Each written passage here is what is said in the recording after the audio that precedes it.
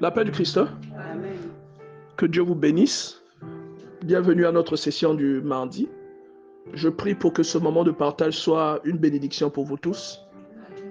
Vous savez, moi, je crois que la parole de Dieu peut régler le problème que vous avez. La parole de Dieu, je crois qu'elle a la vertu, qu'elle a la capacité de dissoudre un mal par lequel vous passez.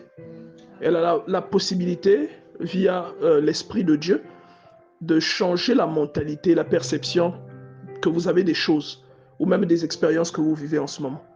Je le crois. Et donc, nous avons commencé le samedi passé un thème concernant la conduite du chrétien en milieu hostile. Je crois que vous vous rappelez de ça. Comment le chrétien doit se comporter dans un milieu hostile. Et nous avons défini que la terre était ce milieu hostile. Pourquoi ? Parce que la terre, Dieu ne l'a pas créée telle que elle est présentée aujourd'hui. Voilà, Dieu a créé la terre comme un havre de paix et l'homme avait une certaine prestance, l'homme avait une certaine capacité qu'il a perdue à la chute. Et nous avons dit le samedi passé que le pouvoir que l'homme avait, que vous retrouvez dans Psaume chapitre 8, à partir du verset 7, ce pouvoir-là que l'homme avait, en fait, il est passé de l'homme vers l'ennemi. Parce que l'ennemi est venu, il a séduit l'homme. Quand je dis l'homme, je parle de l'homme avec grand H, l'homme et la femme. Donc il a séduit l'homme et il y a eu des conséquences en fait de ce que l'homme ait écouté la voix de l'ennemi. Et la Bible explique que à partir de là, la terre a été corrompue. Est-ce que quelqu'un se rappelle de ça ? La terre a été corrompue. Donc le Seigneur cite une série de malédictions provoquées par la désobéissance de l'homme. Et vous avez même des malédictions que vous constatez. Vous avez des anomalies qui surviennent mais qui n'étaient pas précédemment illustrées dans l'homme. Voilà, l'homme commence à tomber malade, par exemple. Ça, à la création, il n'en était pas ainsi. L'homme n'était pas disposé à tomber malade. Mais là, on nous présente l'homme qui commence à vieillir, ce qui n'était pas le cas. On nous présente l'homme normalement positionné au-dessus de la nature, mais qui se retrouve maintenant en dessous de la nature, dominé par la nature. L'homme qui est tué par un moustique. Est-ce que vous vous rendez compte que vous qui êtes l'image de Dieu, un moustique vous tue? Je ne sais pas si quelqu'un a déjà pris le temps de réfléchir sur ça. Il y a de quoi dire. Qui a déjà dit, par exemple, non, vous voyez un genre de voiture, vous dites, la voiture là, même si elle me heurte, je ne peux pas mourir. Qui a déjà dit ça? Là, la voiture là est tellement... Bon, quand nous, on était au lycée, on disait souvent ça. Vous voyez une voiture pourrie, vous dites, il y a essayé à dire à tout le monde, un foivé. Vous n'avez jamais... Quoi, c'est des conversations d'hommes seulement ou pas? En tout cas, c'est pareil. Quand il y a des insectes, quand vous voyez... Comment un moustique peut tuer un homme? Un petit microbe là. Comment le moustique te transmet un microbe et puis le microbe là te tue? Comment est-ce que c'est possible? Vous voyez? Mais au départ, Dieu a implanté l'homme sur la terre. L'homme avait un pouvoir. Et ce pouvoir, nous pouvons le voir s'illustrer à certains endroits. Vous pouvez le voir s'illustrer à certaines dimensions. Vous voyez par exemple Daniel dominer sur les lions. Vous comprenez ça? Vous voyez Daniel dominer sur le lion. Vous voyez par exemple, comment vous appelez les compagnons de Daniel, les trois, avoir de la domination sur le feu. Et vous voyez, vous allez dire ça c'est l'Ancien Testament, mais pourtant nous voyons, même dans le Nouveau Testament, dans les Actes des Apôtres, l'apôtre Paul illustrait les mêmes choses. L'apôtre Paul demeurait en bonne santé malgré une attaque de serpent, malgré le fait qu'il mette sa main au feu. Vous voyez des capacités qui ne sont possibles que dans la condition initiale dans laquelle l'homme se trouvait. C'est-à-dire dans la condition dans laquelle l'homme était dans le jardin d'Éden. Il y a des gens, lorsqu'ils sont réconciliés avec Dieu, ils manifestent ces conditions-là. L'homme avait une capacité extraordinaire. Je pense que quand on voit Jésus marcher sur l'eau, je pense qu'Adam était capable de le faire. Je pense que lorsqu'on voit Jésus être omniprésent, je pense qu'Adam était capable de le faire. Je pense qu'Adam pouvait parler tous les langages. Je pense que les arbres obéissaient à Adam. Il n'y avait pas que les animaux. On a vu comment l'arbre a obéi à Jésus. Jésus a dit à l'arbre, personne ne mangera plus de ton fruit. L'arbre a séché, l'arbre lui a obéi. Je pense que Adam, puisque Jésus avait le pouvoir sur la mort, Adam n'était pas censé mourir, ça veut dire qu'il avait un pouvoir sur la mort. Je ne sais pas si vous comprenez ce que je veux dire. Donc, toute cette autorité, toute cette puissance est partie de l'homme et elle est allée vers l'ennemi. C'est-à-dire que la clé qui rendait ces choses possibles, l'homme l'a perdue. Et dans le livre de Luc, au chapitre 4, la Bible nous explique que le diable dit à Jésus que tout le pouvoir de la terre a été transféré de l'homme vers le diable. Et dans Romains chapitre 8, au verset 20, si ma mémoire est bonne, la Bible dit clairement que la terre a été soumise à la vanité. Quelqu'un comprend ça? Quelqu'un se rappelle de ça? Il dit que la création a été soumise à la vanité, non de son plein gré. Mais il y a quelqu'un qui a fait quelque chose, qui a fait que la création se retrouve dans cette circonstance-là. Et c'est ce qui explique que nous soyons malades. C'est ce qui explique aujourd'hui que la domination que notre esprit avait sur notre chair, en fait aujourd'hui c'est l'inverse. La chair est corrompue. La chair qui au départ était juste un véhicule que le Seigneur avait donné à l'esprit humain afin de pouvoir vaquer à ses occupations sur la terre, manifester la domination sur la terre. Et vous pouvez voir par exemple ce que le corps était. Quand je parle de la chair, en fait je parle du corps. Vous pouvez voir ce que le corps était, même lorsque vous voyez Jésus marcher sur l'eau avec son corps. Vous avez la capacité. Vous avez là l'illustration de la capacité de ce que le corps peut faire lorsque le corps en question n'est pas soumis au péché. Vous avez par exemple Jésus qui marche sur les eaux. Vous avez par exemple Jésus qui s'élève dans les airs. Est-ce que vous comprenez ça? Il n'y a pas d'ascenseur, hein? Il n'y avait pas d'ascenseur, mais c'est le corps, un corps peut-être de 80 kilos qui s'est soulevé et qui est monté dans les airs. Vous avez ce que le corps, un corps qui n'est pas soumis au péché peut produire, même les sécrétions de ce corps, ce qu'elles peuvent produire. Vous avez la salive de Jésus qui est curative. Bien aimé, je ne sais pas si vous comprenez, on parle là d'une salive curative. C'est-à-dire, sa salive permet à la cécité de guérir. Donc la salive de Jésus, la salive produite par un corps oint, par un corps régénéré, un corps qui ressemble au corps que Dieu avait donné à Adam.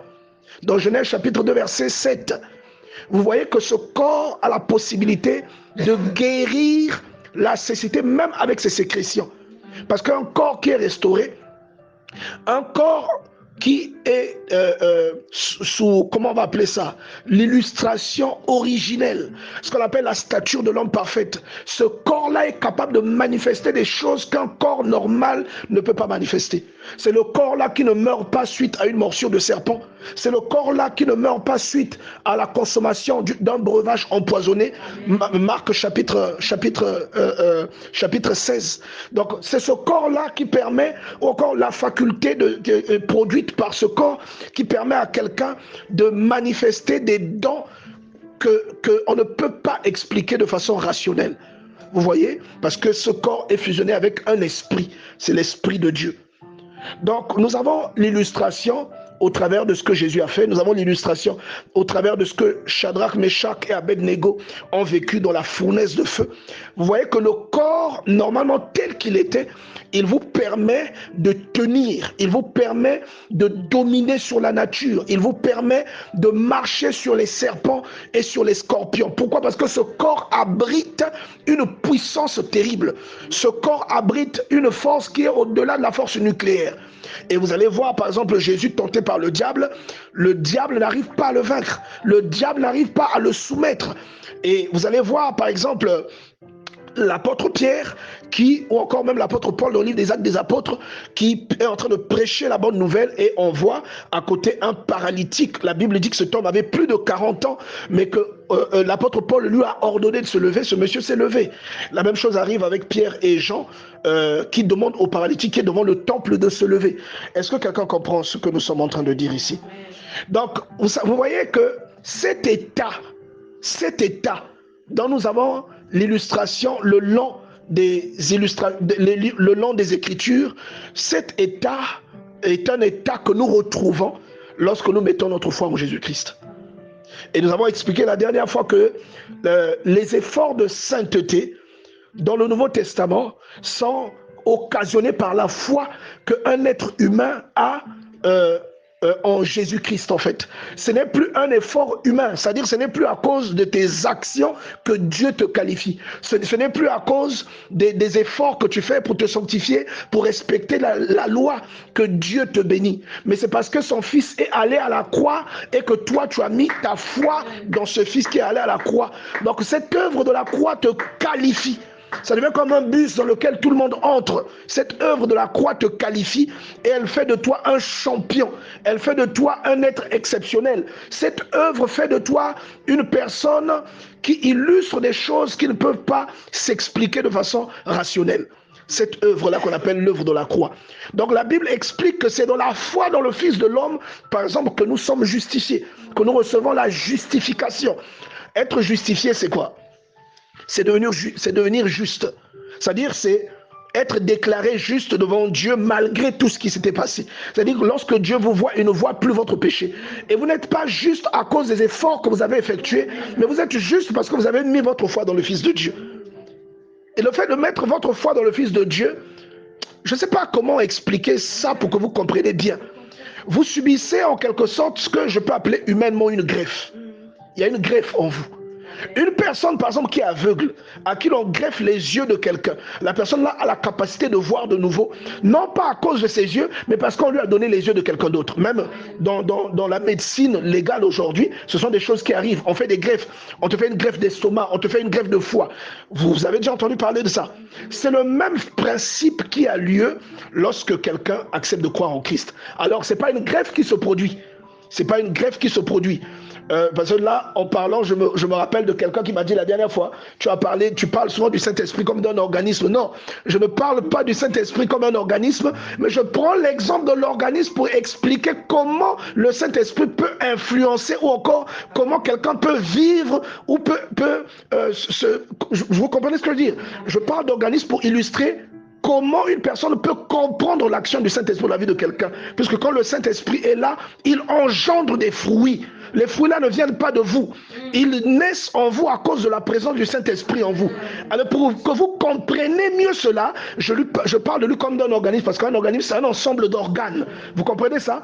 Et les organes que vous avez, par exemple pour sécréter la salive, si on vous enlève la langue, vous ne pourrez plus le faire. C'est grâce à la langue que vous sécrétez cela. Donc pour mieux vous expliquer pourquoi Galates chapitre 5 22 s'applique en vous, il faut que je vous donne l'idée d'un organisme pour que vous compreniez qu'il y a des choses qui se produisent en vous, mais qui sont engendrées par le Saint-Esprit.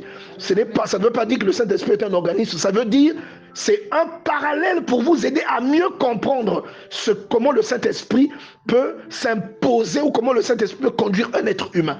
Il y a des choses, quand le Saint-Esprit vient en vous, des choses que vous aimiez autrefois, que vous cessez d'aimer aujourd'hui. Quelqu'un comprend? Quelqu'un, monsieur, est-ce que tu peux lever la main si tu m'écoutes? Il y a des choses que vous cessez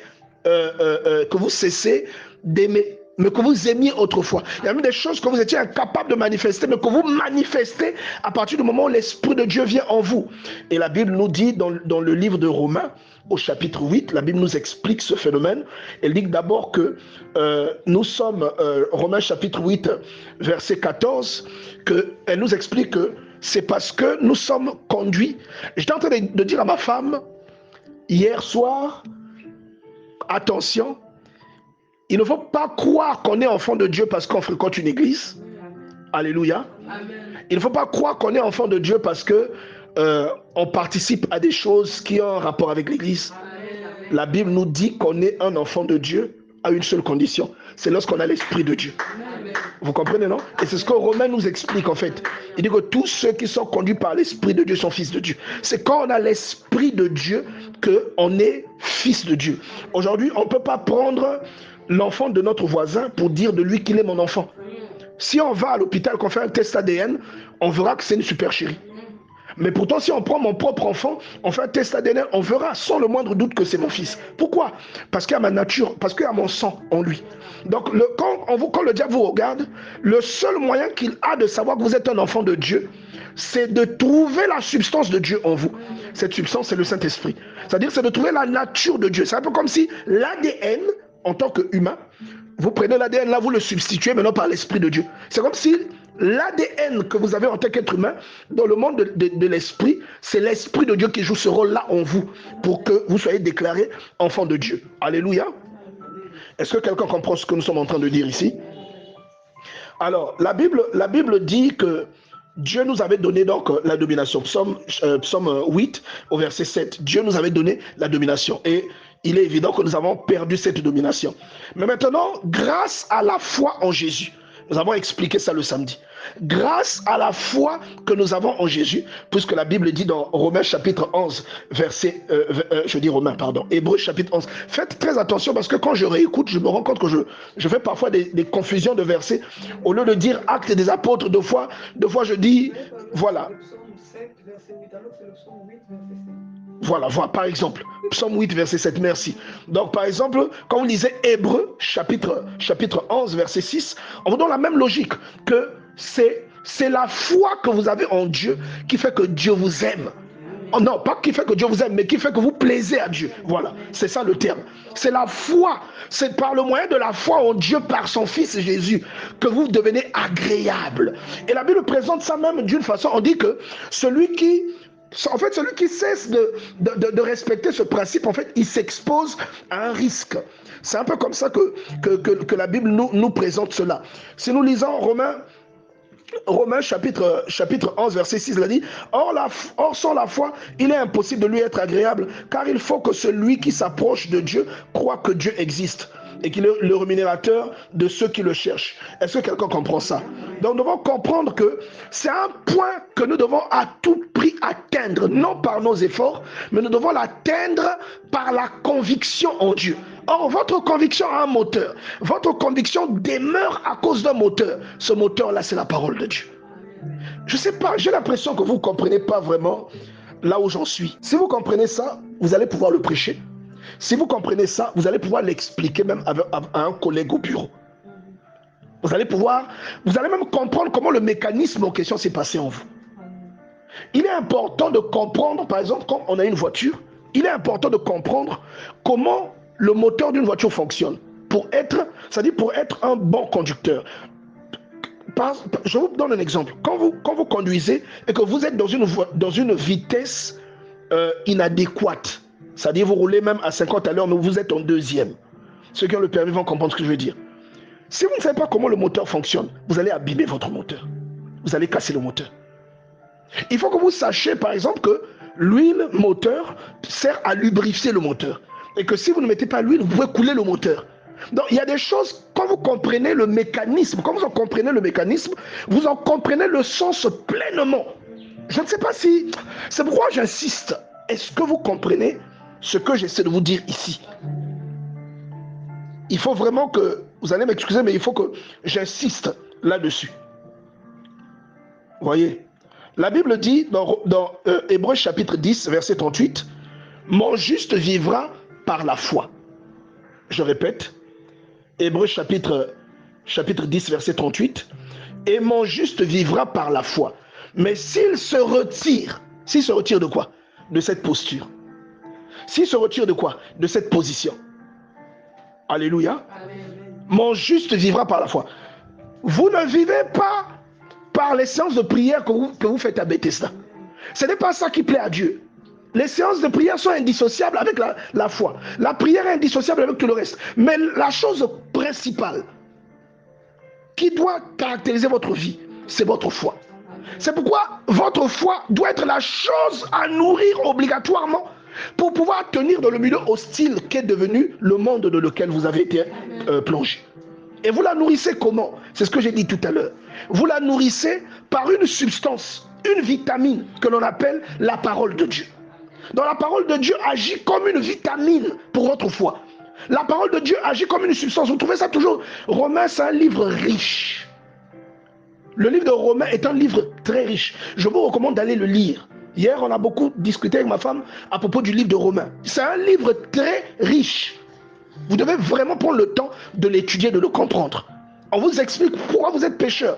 On vous explique par exemple au chapitre 1, si ma mémoire est bonne, qu'à l'époque où il n'y avait pas de loi, il y avait quand même une loi. Quelqu'un comprend ça? À l'époque où il n'y avait pas de loi, donc vous allez me dire, mais les pygmées n'ont pas reçu Christ. Comment est-ce que... La Bible dit que ceux qui n'ont pas de loi, ils sont une loi pour eux-mêmes. L'apôtre Paul explique qu'il y a dans leur cœur des suggestions qui montent et qui au jour du jugement, selon l'évangile de l'apôtre Paul, serviront de socle pour que Dieu les juge. C'est une loi. Il dit que ces suggestions sont une loi pour eux-mêmes. Est-ce que quelqu'un comprend ça? Donc, la Bible dit, toujours dans le même livre de Romains, que la foi vient de ce que l'on entend. Ce que vous entendez, c'est quoi? La parole de Christ. C'est ce que la Bible dit. Romains chapitre 10, verset 17, si ma mémoire est bonne. C'est ça, c'est cela, non? Alléluia. Romains 10, 17. Mais moi, je fais exprès de vous poser ces questions. Alléluia. Alléluia. C'est cela. Non, même si vous ne pouvez pas parler, bougez quand même la tête. Comme ça, si vous bougez la tête et que la réponse n'est pas bonne, je saurai que vous êtes en train de me dribbler. Quelqu'un comprend? Voilà, je saurai que vous êtes en train de m'embrouiller parce que vous avez bougé la tête. Mais moi, je suis en train de donner une mauvaise référence. Donc, la foi vient de ce que l'on entend. Et ce que l'on entend sort de la parole de Christ. Donc, la parole de Dieu, c'est la vitamine de la foi de quelqu'un. Vous ne pouvez jamais... Regardez, vous ne résisterez pas aux incursions de l'ennemi dans votre vie. Attention, l'ennemi ne va pas se lever avec des flèches pour vous attaquer. Il vous attaquera soit par l'immoralité. Ah oui, vous serez attaqué par l'immoralité. Et j'étais en train vous avez vu le partage aujourd'hui, je vous ai parlé du livre de Nombre, l'affaire de Péor. Dans Nombre 22, Balaam est appelé par le roi de Moab, Balak, pour maudire les enfants d'Israël. Le milieu est hostile, la terre est hostile. Dis à ton voisin, la terre est hostile. La terre est hostile. Ils sont soumis à une validité, c'est-à-dire ils sont soumis à un combat qu'ils n'ont pas cherché. Et donc le Seigneur se dit que, le roi de Moab se dit que il faut que je les maudisse. Mais comme je n'ai pas si je vais les attaquer, ils vont me vaincre. Donc qu'est-ce que je vais faire? J'appelle Balaam. Balaam vient. Balaam parle enfin, il vient pour maudire, pour parler contre ces gens-là. Et malheureusement pour lui, Dieu s'interpose. Et regardez maintenant ce qui se passe. Ça, c'est la réalité, la puissance qui vous couvre parce que vous avez Christ dans votre vie. Illustré de cette manière dans l'Ancien Testament. Dans le Nouveau Testament, vous avez Christ. Si vous voyez, par exemple, Paul fait ce qu'il arrive à faire. C'est la même réalité. Et Balaam dit à Balak, si tu les attaques en frontal, tu ne peux pas les atteindre. Parce que Dieu est dans leur vie. Tu vas les attaquer, leur Dieu va les défendre. Tu vas regretter pourquoi tu t'es dressé contre eux. Maintenant, si tu veux vraiment les avoir, il faut seulement que tu introduises l'immoralité dans leur vie. Parce que si tu introduis l'immoralité, tu vas les séparer de leur Dieu. Si tu introduis l'immoralité, ce n'est plus toi qui va te charger de les tuer. C'est leur Dieu qui va les frapper. Donc le diable n'a pas changé de technique. C'est la même technique qui se poursuit jusqu'à aujourd'hui. C'est la même technique qui continue jusqu'à aujourd'hui. Le diable utilise les mêmes méthodes. On en a parlé le samedi. Souvenez-vous de la table de Nabuchodonosor. Souvenez-vous de Exode chapitre 32, le veau d'or. Lorsque l'alliance est là, lorsque l'alliance est établie, c'est là aussi seulement que le veau va apparaître, que quelqu'un va introduire le veau pour que ce veau-là fasse l'objet de votre adoration, de votre admiration et que l'alliance soit brisée. Dieu dit à Moïse, ton peuple s'est corrompu. Quand Moïse arrive, il les voit en train d'adorer un veau. Qu'est-ce que Dieu fait? Qu'est-ce que Moïse fait? Il prend les tables, il les brise. Un peu comme pour dire que l'alliance là n'existe plus. Amen. Alléluia. Amen. Et c'est ce qui se passe dans la vie de beaucoup d'entre nous. C'est ce qui se passe dans la vie de beaucoup d'entre nous. Et pour certains, le veau d'or, c'est l'immoralité sexuelle. Pour d'autres, le veau d'or, c'est la colère. Pour d'autres, le veau d'or, c'est la rancune. Pour d'autres, le veau d'or, c'est la médisance. Pour d'autres, le veau d'or, c'est la jalousie. Il y a plusieurs types d'éléments comme ça qui font que vous avez une alliance avec Dieu, mais cette alliance est remise en cause. C'est pourquoi, vous voyez cette parole de Romains chapitre 10, au verset 38, la Bible dit « Et mon juste vivra par la foi, mais s'il se retire, mon âme ne prend pas plaisir en lui. » S'il se retire, vous comprenez que il y a une participation de votre part. Parce que vous croyez en Christ, c'est bien. Christ, c'est lui qui vous dispose, tout ça, c'est bien. Mais si vous vous retirez de là, se retirer, c'est quoi? Vous n'allez jamais dire, Seigneur, je m'en vais. Et vous vous tournez, vous êtes parti. Non, c'est pas ça, se retirer. Se retirer, c'est laisser accès au péché. Ce que la Bible, dans l'Ancien Testament, j'ai aimé ce que la sœur Luce a partagé hier. Ce que la Bible, dans l'Ancien Testament, présentait comme des interdits. Le fait de ne pas laisser entrer un étranger dans le temple. Parce que le temple, c'était vous. Alléluia. Le juif, c'était le juste. Le temple, c'était son cœur. L'étranger, c'était le péché. Sous toutes ses formes. Les aliments interdits, c'est le péché, la souillure. Sous toutes ses formes. Les infirmes, les lépreux, qui n'avaient pas le droit de s'approcher de Dieu. C'est toutes sortes d'éléments qui peuvent faire que vous ne pouvez pas, voilà, vous ne pouvez pas aller comme ça devant Dieu. Et quand vous vous écartez, quand vous vous retirez de cette posture, vous devenez la proie. C'est-à-dire l'ennemi blague avec vous. Et il y a des représailles que vous voyez dans votre vie. Vous pensez que Dieu m'a puni. Dieu ne vous a pas puni. C'est vous qui avez pris et fait entrer ça en vous. C'est pourquoi le Seigneur insiste. Le juste vivra par la foi. C'est pourquoi il insiste. C'est la foi, parce que tu es justifié. La foi là doit être maintenue. Puisque la foi c'est une logique. Quand tu as la foi, tu sais que je crois au Christ. Est-ce que vraiment, sincèrement, quand le mari de quelqu'un vient te... Tu comprends ce que je veux dire? Ou tu veux seulement que je dise ça? Alléluia. Amen. Tu n'auras pas besoin que quelqu'un vienne te faire... tu n'auras pas besoin. Toi-même, tu sauras que ça, c'est pas bien. Amen. Et quand tu fais une chose qui n'est pas bien la journée, bien aimé, ton cœur va te parler, te dire tu as déconné. Amen. Et si tu résistes la nuit quand tu vas dormir, on viendra te montrer tu as déconné. Amen. Oh, si tu as vécu ça, acclame le Seigneur si tu as bien vécu ça. Je sais qu'il y a parmi nous beaucoup de gens qui vivent ces choses-là. Amen. C'est la vérité, pasteur. Amen. Et moi, je vais te dire même une chose. Je vais ajouter une chose. Tu es en danger quand tu fais une chose qui n'est pas bonne et que ta conscience ne t'interpelle pas. Amen. On a des bien-aimés, dès qu'il fait une chose, il pleure. Mais toi, tu vas dire, pourquoi tu pleures? Oh non, parce que j'ai fait telle chose. Donc tu pleures aussi pour ça. Après, toi, tu vas à l'église. Hein? Le Saint-Esprit n'est pas en toi. Amen. Parce que le Saint-Esprit te convainc. Il te convainc du péché. Il te convainc. Ça, c'est un péché. Tu ne seras pas en paix. C'est à un tel point que même lorsque tu négliges ta vie de prière, tu deviens triste. Tu sens qu'il y a une chose qui te manque. Pourquoi il fait ça? C'est le pare-feu. Dis avec moi le pare-feu. C'est quelque chose qui est censé te sécuriser pour assurer ton intégrité. Le pare-feu, ça, c'est en informatique. Le pare-feu. Dans les installations informatiques, il y a des routeurs qu'on appelle des pare-feux. Même sur des ordinateurs, il y a des pare-feux. C'est pour sécuriser, pour te protéger. Et le Saint-Esprit, c'est ton pare-feu. Et quand il est attristé, il te communique la tristesse en question. Il y a des tristesses, elles viennent de toi. Hein? Et lui, il s'en va. Parce que toi, tu es triste. Tu es triste pourquoi? Parce que ta petite soeur s'est mariée, toi, tu t'es pas encore marié. Donc quand lui te regarde, il t'a un sobier. Et il s'en va.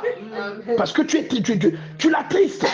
Mais il y a des tristesses. C'est une chose que tu fais. Tu déconnes quand tu as fait une chose et après tu as même honte de prier. Amen. Tu es triste. Ça c'est lui. Amen. Tu ressens, il te communique sa tristesse. Amen. Alléluia. Amen. C'est pour cela qu'il doit s'assurer au travers de ce qu'il vous communique dans sa parole que vous êtes conscient de ces choses-là, que vous savez comment ce mécanisme-là fonctionne. Pourquoi? Parce que une fois que vous comprenez ces choses, vous allez comprendre que même la grâce que vous avez de résister à certaines choses, ce n'est pas, elle ne dépend pas de vos efforts à vous. Elle dépend de la conviction qui naît en vous. La conviction, ce n'est pas un effort, c'est un fruit. La conviction, c'est une conséquence. Personne ne peut forcer. Non, je crois. Quand l'épreuve viendra, là, ça va vous débaquiller. La conviction, c'est un fruit.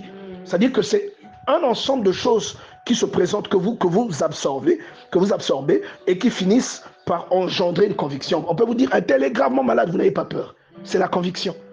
C'est une conséquence. C'est un fruit. Vous voyez?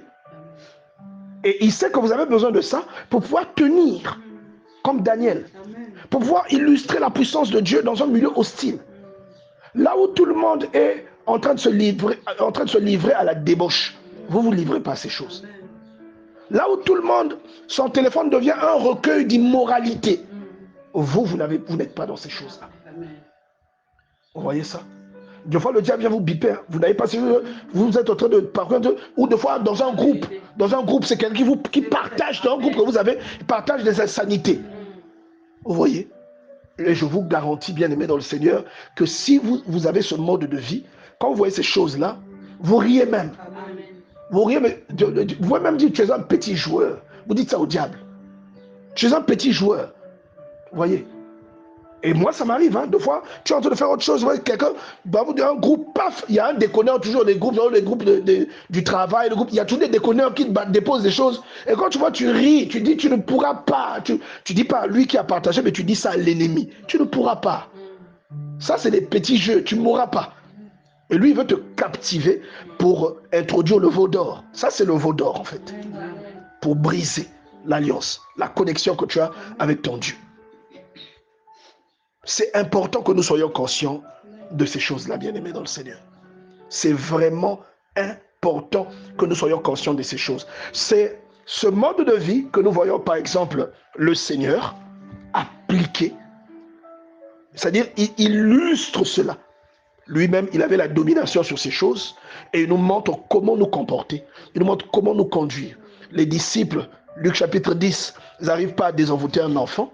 Quand Jésus arrive, la Bible dit que Jésus a parlé à l'esprit. Il lui a dit, sors. Quand les disciples sont venus là, ils ont crié. Bon, ça c'est moi hein, qui fais mes commentaires. Ah, ils ont battu les mains, comme les gens font là. Sors! Il y en a même, la voix est partie comme un mouton qu'on est en train d'égorger. Parce que oui, il y a des gens qui pensent que c'est à force de crier que tu vas résister, que tu vas prendre la domination. Quel que soit, tu es balèze comme Shaquille O'Neal. Un esprit ne peut pas avoir peur de toi. Ce que l'esprit craint, c'est le Saint-Esprit. Il ne craint pas le son de ta voix, il ne craint pas ton gabarit, il ne craint pas le nombre de dames que tu as au karaté. L'esprit ne craint pas ces choses. Vous comprenez ça? Il ne craint pas, il ne craint pas ça. Parce qu'il y a des gens aussi qui te disent non, il faut parler en langue, le diable ne décode pas. Parce que même s'il décode, il fera quoi? Oui, il y a des gens qui disent qu'il faut parler en langue. Parce que quand tu parles en langue, entre en langue, le diable ne comprendra pas. Bon, si, bon, les nous autres là, bon, toi qui parles, qui prie pas en langue, parce qu'avant tout, n'oublions pas, c'est un don. En fait, petite parenthèse, c'est un don, n'est-ce pas? Bon, toi qui n'as pas ce don, quand tu pries en français, ou quelque chose dans le patois, donc quand le diable décode là, il bloque la prière. Vous voyez qu'il y a des théories qui naissent, tu ne sais pas où les gens vont les chercher. Le diable n'a pas peur de ces choses-là. Et on oublie que même le diable, à l'origine, il vient du ciel. Hein. Peut-être que la langue a changé entre-temps. Quand on a changé le diable, ils ont pris une autre langue. Ils ont adopté. Bon, bref, c'était une parenthèse. Mais je suis en train de vous dire que lui, il a peur de l'Esprit de Dieu. Jésus arrive, il parle au démon, il dit sors. Le démon n'a pas discuté, il est sorti. Et les disciples lui disent, mais pourquoi nous n'avons pas pu? Il leur dit deux choses. Première chose, à cause de votre manque de foi. Deuxième chose, ce genre ne sort que par des jeûnes et des prières.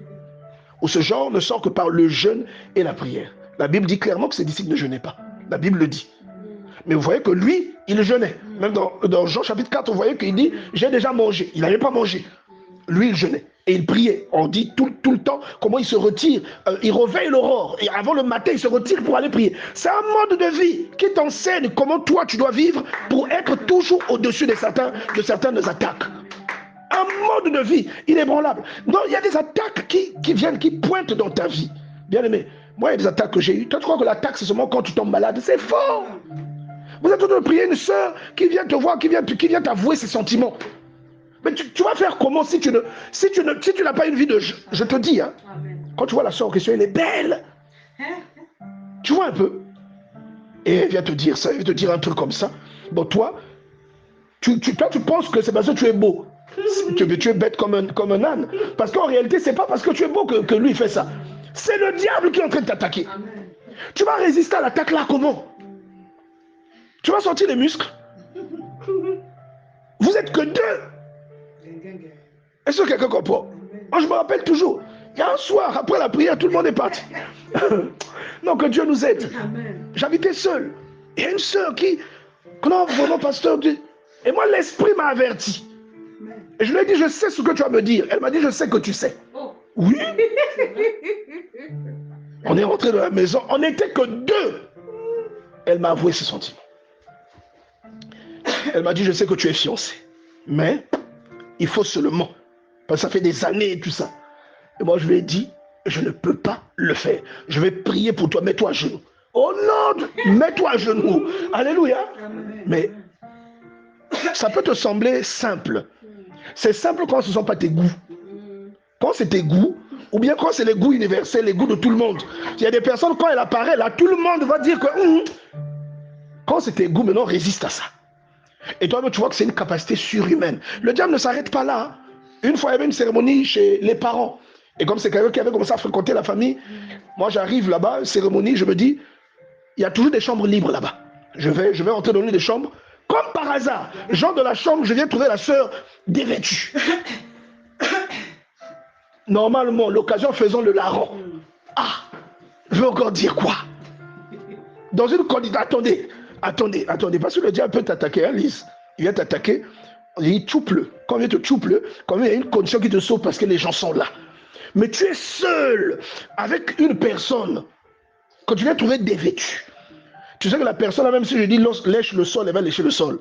Elle est dévêtue là devant toi. Tu feras quoi? Je ne sais pas si vous comprenez. Si tu n'as pas une vie de prière, tu vas gérer ça comment? Tu vas sortir de là comment? Le monde est un monde hostile. Dis à ton voisin, le monde est hostile. Le monde est hostile. Je te dis que le monde va attaquer ta consécration. Elle va attaquer ta sanctification. Elle va attaquer. C'est-à-dire, tu seras attaqué. Chez les autres, c'est, on va t'attaquer dans ce domaine-là. Le diable connaît tes goûts. Hein. Le diable connaît tes goûts. Il sait que toi, tu as besoin des hommes qui taillent là-bas comme une ligne ici. Toi, c'est ce que tu aimes. Hein, moi, ligne. Il sait. Toi, tu aimes les hommes qui sont balèzes. Lui, il sait. Quand il ouvre les boutons, moi, Tchouki, Awa. Il sait. Donc, quand ce qu'il va te présenter là, c'est vraiment ça. Est-ce que quelqu'un comprend? Toi, tu verras ça, ce sont mes goûts. Maintenant, résiste. Et il y a un homme de Dieu qui m'avait dit, pasteur, je vous assure, une sœur de l'église m'a appelé. Non, le monde est hostile. Hein. C'est-à-dire, le blanc peigne le veau d'or. Hein. Les gens qui ont adoré le veau d'or, là, ils savaient que Dieu avait séparé la mer. Ils savaient ça. Ils savaient que la nourriture qu'ils mangeaient, la manne qu'ils mangeaient, qu'ils pilaient pour ensuite préparer des gâteaux. Parce que la manne, on la pilait. Vous trouvez ça au livre des Nombres. La manne qu'ils mangeaient, qu'ils pilaient là, pour écraser, pour faire cuire, pour faire des gâteaux. Ils savaient que c'est Dieu qui envoyait ça. Les cailles qu'ils ont reçues dans le camp, à une journée de marche à gauche et à droite, c'est Dieu qui avait envoyé ça. Dieu leur a dit, vous n'allez pas manger un jour, 2 jours, mais vous allez manger pendant 1 mois. 600 000 hommes qui vont manger la viande pendant 1 mois. Ils savaient que c'était Dieu. Mais quand ils se sont prosternés devant le veau d'or, ça veut dire que le veau d'or avait une force de séduction incroyable. Vous voyez seulement, on vous dit le veau d'or, donc une petite statue en or. Toi, tu peux briser ta foi pour une statue en or. On entend te parler d'une chose qui a une force d'attraction terrible. On te parle de tes goûts. On te parle de tes goûts. C'est ce que tu aimes. Mais toi, tu dis que c'est pas bien. C'est de ça qu'on te parle. Tu vois un peu. Et l'homme de Dieu me dit que je suis allé avec un frère la première fois. La première fois, je suis allé avec un frère. On est allé, la sœur s'est fâchée. Oh non, vraiment, frère, revenez sur moi un autre jour. Et il n'avait pas compris l'attitude, il est parti. Et ils se sont vus à l'église, la sœur lui a dit, mais moi je te dis, viens prier pour moi, toi tu viens avec quelqu'un, pourquoi? Oh, mais pour ajouter la foi, non, moi le frère là, je l'aime pas. Et puis moi mes choses, je n'aime pas que les gens sachent. On vient mercredi. D'accord, mais tu viens seul, hein, oui. Le frère aussi est venu mercredi, seul. Il arrive, la sœur vivait dans un studio. Le studio en question, vous savez, les studios où on sépare seulement avec un rideau. Il arrive, la sœur, ah, frère, tu es venu, oui. Oh, donc on va prier. Attends, je vais chercher ma Bible et je vais mettre le foulard sur la tête. La sœur entre dans la chambre. Assieds-toi. Le frère s'est assis. La sœur entre derrière le rideau. Quand elle ressort, l'homme de Dieu me dit, elle est ressortie avec un complet de sous-vêtements noirs. Et la sœur, elle a été brune. Vous savez le contraste que ça fait. Donc l'homme de Dieu me dit, bon à l'époque c'était un frère seulement. Il me dit, quand la sœur est sortie, c'est comme si on l'avait giflé aux yeux.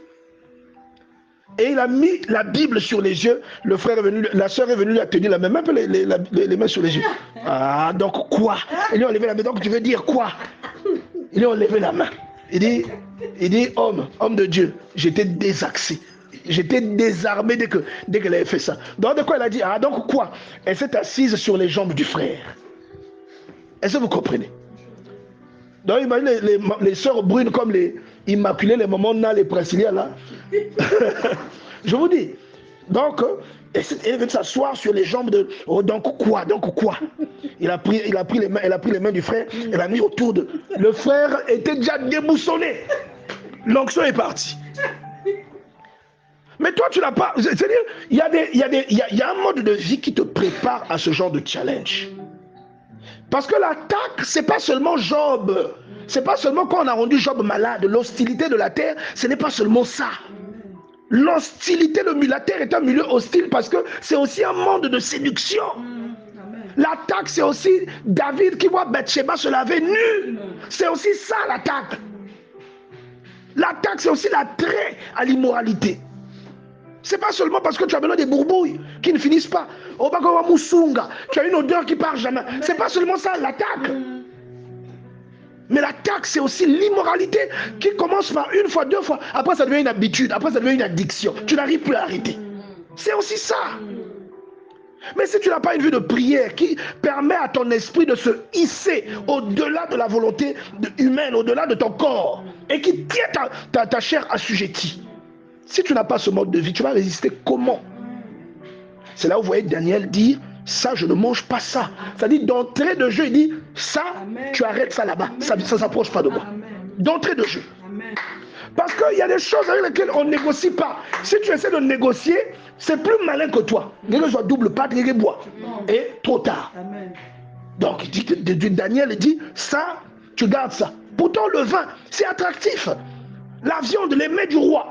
Tout le monde mangeait ça. Lui, il a dit, moi, je ne mange pas. Et tu es curieusement, c'est quand il dit qu'il ne mange pas que son intelligence s'est accrue. Que sa connaissance s'est accrue. Que son potentiel s'est accru. Et Dieu l'a donné des facultés que les autres n'avaient pas. Mais toi, tes facultés, tu les cherches où? Tu les cherches comment? C'est en t'abstenant de tout ce que les gens mangent, de tout ce que les gens consomment. Et pour rappel, la consommation n'est pas toujours buccale. Ce que tu manges ne va pas toujours dans ton estomac. Ce n'est pas que ta bouche qui mange. Tes yeux mangent. Tes oreilles mangent. Et le Seigneur Jésus le confirme dans le livre de Matthieu. L'homme ne vivra pas de pain seulement, mais de tout ce qui sort de la bouche de l'Éternel. Deutéronome chapitre 8, verset 2. Tu vois un peu? Donc il y a beaucoup de choses en toi qui mangent. Mais quand tu manges de tout, les Kardashians, Novelas, je sais pas quoi, Fleurs, je sais pas de quoi, Passion, je sais pas quoi. Ces trucs-là. Chez moi, on regarde pas ces histoires. Amen. Ah, ça n'a pas toujours été ainsi. Il fut un temps où Novelas, j'ai parlé, j'ai dit si je continue à parler, on va se chamailler. Je me suis mis à genoux. Quelqu'un comprend ça?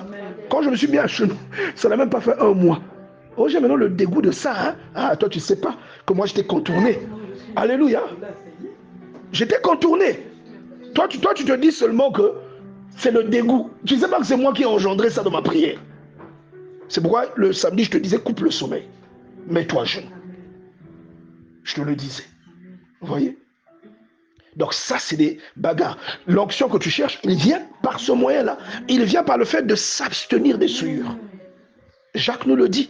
La vraie religion, celle qui consiste à s'abstenir des souillures du monde et à visiter les veuves, les orphelins, à les assister dans leurs afflictions. Mais toi, tu ne peux pas être un serviteur ou tu peux pas dire que tu aspires à servir Dieu et après tu es là en train de te mélanger dans les futilités, dans les abominations, dans les immoralités qui sont sur les réseaux sociaux et sur les programmes TV. Tu ne peux pas mélanger ça avec l'Esprit de Dieu, ça ne marchera pas. Et c'est là que tu vois que Nabuchodonosor dit à ses magiciens, à ses conseillers, il leur dit, j'ai fait un rêve, mais je ne vais pas vous dire c'est quoi. Vous êtes des devins, non? Dites-moi ce que j'ai rêvé, donnez-moi l'explication. Suis. Sinon vous mourrez. Et il y a Daniel qui dit que lui, il demande un jour, il prie, Dieu lui révèle ça. Et vous savez que ça n'arrive pas qu'à Daniel. Je vous ai déjà dit, en 2009, j'ai vécu ça. En 2009, permettez que je fasse aussi de temps en temps des témoignages. En 2009, il y a un ami d'enfance Mais on n'est plus ensemble depuis longtemps. Et cet ami-là est venu me voir un jour ici. C'était aussi un jour de prière. C'était à l'époque on priait, on se réunissait les jeudis. Il est venu me voir un jeudi. Il m'a dit, le Seigneur m'a parlé. En fait, j'ai fait un songe. Le Seigneur m'a dit de venir te voir, mais je ne te dirai pas de quoi il s'agit. Il a dit qu'il va te le révéler. Et moi, j'ai dit, ah, quel challenge. Mais comme je crois en Dieu, j'ai dit, il n'y a pas de problème. Je lui ai dit, donne-moi 3 jours. Il est reparti chez lui. Et le premier jour, j'ai prié. Deuxième jour, j'ai prié. Rien. Toi, tu fais des rêves toutes les nuits. Hein? Tu fais des rêves incroyables, des visions. Mais l'affaire là, assis qui, Pia, ça, Dieu ne te montre pas ça. Tu vas se poser des questions. Le troisième jour, le jour où on devait se voir, je me réveille comme ça, 6 heures du matin. Oh, Seigneur, mais on m'a bien. Je n'ai rien vu. Et pendant que je méditais, je dis, bon, vers 6h30, je vais aller me laver. Pendant que je méditais, je me suis endormi. Et quand je me suis endormi, le Seigneur m'a tout révélé. Donc, dans ce laps de temps, il m'a tout révélé. Et quand je me suis réveillé, j'étais heureux. Je me suis lavé, je suis allé au boulot. Le soir, après le boulot, j'ai appelé un bien-aimé qui est en France maintenant, Freddy. Je l'ai appelé, je lui ai dit, on va chez le frère Intel. Le Seigneur m'a révélé des choses. On est parti. Et lui, moi, je crois que j'allais le trouver seul avec sa femme. Oh, il avait appelé toute leur famille. Il a appelé sa maman, ses soeurs, tout le monde était là. Bon, imagine si Dieu derrière révélait que tu viens embrouiller les gens. Et je suis arrivé, je me suis assis. Je lui ai dit de quoi il s'agissait. Je lui ai dit ce par quoi il passait. Je lui ai raconté tout ce que le Seigneur m'a indiqué. Et tout était vrai. Il y a eu des pleurs là-bas. Pas des pleurs de tristesse, mais des pleurs de joie. Avec les solutions que Dieu donnait. De sa femme qui ne mettait pas au monde. Donc il y a eu plein de choses qui sont produites. Et ils ont glorifié le Seigneur. Et après, ils ont mis au monde. Après, il y a eu tout ce qui s'en est ensuite. Donc, je suis en train de vous dire que vous, votre discipline peut rendre possible ces choses-là. Peut vous permettre, en tant que chrétien que vous êtes, de vivre dans un milieu hostile. C'est-à-dire que vous êtes là, le milieu est hostile. On vous attaque par l'immoralité. On vous attaque par les nouvelles tristes. On vous attaque par des... Mais vous savez vous préserver. Vous savez vous conduire afin de représenter dignement votre Dieu. Afin de continuer à vous distinguer, de continuer d'être agréable, d'être un outil. Comme Daniel, il arrive et dit au roi, garde tes présents, je vais révéler. Il dit, voilà, tu as rêvé ça et ça. Nabuchodonosor est tombé, un païen. Il a dit, tu as en toi l'esprit de Dieu vivant. Un païen, il a reconnu, tu as un esprit supérieur. Il a reconnu. Il dit, ton Dieu, c'est le vrai Dieu. Un païen. Et aujourd'hui, cette puissance est encore possible. Vous pouvez encore manifester ce genre de fruits. Tu vois, vous pouvez encore les manifester. Donc Dieu vraiment nous sorte de la pratique du christianisme qui nous plaît. C'est devenu maintenant une pratique, c'est devenu maintenant par habitude qu'on fait ça. Ce n'est plus une pratique où vraiment on recherche Dieu. Ce n'est plus ça. C'est maintenant seulement, non, il faut prier. Ou quand on a un besoin, on prie. Non, mais toi, qu'est-ce que tu fais? Quels sont les sacrifices que tu fais pour te garder intègre, pour te garder précieux aux yeux de Dieu? Jésus, fils de Dieu, il arrive, il dit, ce genre ne sort que par le jeûne et la prière. Mais toi, tu ne veux pas jeûner. Toi, tu ne veux pas prier. Toi, tu ne veux pas couper le sommeil. Toi, tu ne veux pas lire la Bible. Alors que la solution de ce que tu cherches, c'est ça. Alléluia. La solution est simple. Donc Dieu nous aide à comprendre que la clé, c'est la foi. La clé de la foi, c'est la nutrition par le moyen de la parole. Que Dieu nous aide à comprendre ça. Et qu'il nous aide à recevoir la force qui nous a manqué jusqu'à ce jour, afin que nous devenions plus que ce que nous sommes aujourd'hui. Est-ce que tu peux acclamer le Seigneur? Ministère Bethesda. Ministère Bethesda. Ministère Bethesda.